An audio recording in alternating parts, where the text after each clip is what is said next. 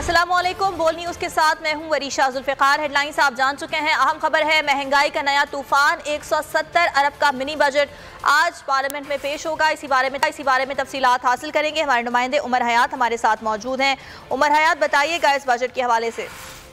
बिल्कुल जी, ये 170 अरब रुपए का जो मिनी बजट आज पार्लियामेंट में पेश होगा और उससे महंगाई का एक तूफान आने का खदशा है। और महंगाई का तूफान इसलिए आएगा क्योंकि जो हुकूमत की तरफ से स्टैंडर्ड जो सेल्स टैक्स रेट है उसमें 1% का इजाफा किया जा रहा है, उसका फैसला कर लिया गया है। और स्टैंडर्ड जो सेल्स टैक्स रेट है वो 17% था, अब 18% होगा, जिसकी वजह से जो तमाम अशिया के जिन पर 17% GST था अब उस पर 18% GST लगेगा।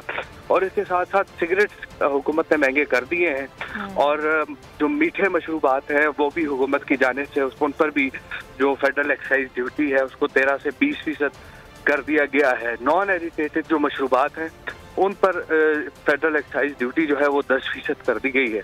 अब महंगाई का तूफान इसलिए भी आएगा क्योंकि सेल्स टैक्स की शरह बढ़ने से ऑटोमेटिकली जो अशिया खुर्दोनोश हैं या जो ऐसी अशिया हैं कि जिन पर 17% GST एप्लीकेबल था अब उन पर 18% GST होगा और जिसकी वजह से आम आदमी की मुश्किलात में जो है वो मजीद इजाफा होगा। जी ठीक है, आम आदमी की मुश्किलात में इजाफा लेकर आएगा ये मिनी बजट। उमर हयात, इस बारे में आपने आगाह किया, बहुत शुक्रिया आपका।